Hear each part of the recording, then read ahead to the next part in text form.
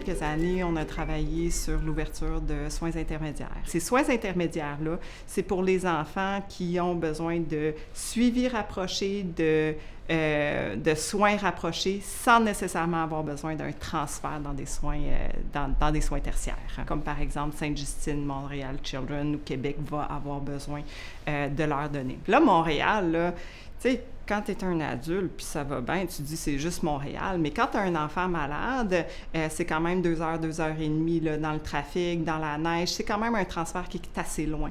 Fait que d'avoir ces soins intermédiaires-là, ça nous permet de rapatrier nos patients, de garder les patients en Outaouais, dans leur ville, dans leur région, proche des familles, puis ça, c'est inestimable. Si vous pensez qu'on s'en va à Montréal avec un enfant malade, bien, c'est un médecin qui t'enlève, c'est une infirmière qui t'enlève des soins, c'est un inhalothérapeute qui t'enlève des soins, OK?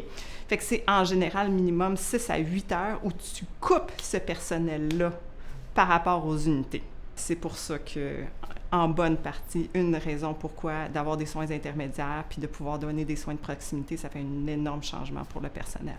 Pour les familles, bien, c'est sûr que c'est moins anxiogène. Ça change pour les familles que, dans le fond, ça rassure de pouvoir donner des soins proches de chez eux. Puis imaginez, vous avez un enfant qui est malade.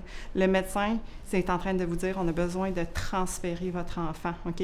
Vous ne pouvez pas nous suivre en ambulance, vous ne pouvez pas embarquer dans l'ambulance. Fait que vous vous séparez de votre enfant qui est malade pendant 2 heures et demie, 3 heures, puis vous savez pas qu'est-ce qui se passe. Imaginez pour un parent, tu sais, c'est vraiment difficile. La proximité n'est pas importante, elle est essentielle pour la guérison d'un enfant.